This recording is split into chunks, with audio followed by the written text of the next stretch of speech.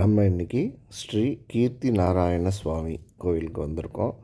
இது வந்து பார்த்திங்கன்னா கோயம்புத்தூர்லேருந்து 200 கிலோமீட்டர்ஸ், மைசூர்லேருந்து 70 கிலோமீட்டர்ஸில் இருக்கிற தலக்காடு அப்படிங்கிற ஒரு ஊரில் இருக்குது. இந்த ஊர் வந்து அலமேலம்மா அப்படின்னு ஒரு ராணியோடைய சாபத்தினால இந்த ஊர் ஃபுல்லாகவே வந்து மணல் திட்டுகளாக ஒரு பாலைவனமாக மாறி போயிருக்கு. காவேரி ஆற்றங்கரையில் இந்த மாதிரி ஒரு பாலைவனம் மாதிரி ஒரு மணல் திட்டுகள் இருக்கிறது வந்து அந்த சாபத்தினால அப்படின்னு சொல்கிறாங்க. ஸோ அந்த மணல் திட்டுகளுக்கு உள்ளே புதைஞ்சு போன இந்த கோயில் இப்போ வந்து வெளியே வந்து எடுத்து மக்கள் போகிற மாதிரி ரெடி பண்ணி வச்சுருக்காங்க. நீங்கள் இந்த ஊருக்கு தலக்காடுக்கு வந்தீங்கன்னா இந்த கோயிலுக்கு வந்து பாருங்கள்.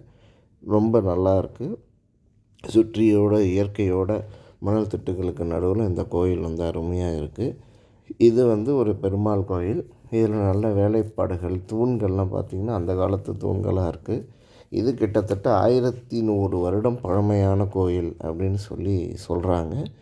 ஸோ இந்த மாதிரி கோயில்கள்லாம் நம்ம பார்க்கும் பொழுது தான் நம்மளுடைய இந்து மதத்தோடைய தொன்மையும் சிறப்பும், நம்மளோட இந்து மதத்தை வந்து எந்த மாதிரி வந்து முன்னோர்கள் வந்து காத்திருக்காங்க, எப்படி வளர்த்துருக்காங்க அப்படிங்கிறதும் நமக்கும் நம்ம குழந்தைங்களுக்கும் அடுத்த தலைமுறைக்கும் சொல்ல முடியும். ஸோ தாராளமாக நீங்கள் வந்து கோயம்புத்தூர்காரங்களாவோ இல்லை மைசூர்லேயோ இருந்தால் இங்கே வந்து பாருங்கள். நாங்கள் வந்து பைக்கில் வந்தோம். நானும் ஒரு 4 ஃப்ரெண்ட்ஸும். எங்களுக்கு வந்து கோயம்புத்தூர்லேருந்து இங்கே வந்து சேர்கிறதுக்கு ஒரு 3.5 மணி நேரம் ஆச்சு. ஸோ நீங்கள் வந்து காரில் வரலாம். மைசூர் வரைக்கும் பஸ்ஸில் வந்துட்டு மைசூருக்கு அப்புறம் கூட நீங்கள் இந்த ஊருக்கு பஸ் இருக்குது, இங்கேயும் நீங்கள் பஸ்ஸில் வரலாம். சொந்த வெஹிக்கிளில் வர்றது பெஸ்ட்டாக இருக்கும்.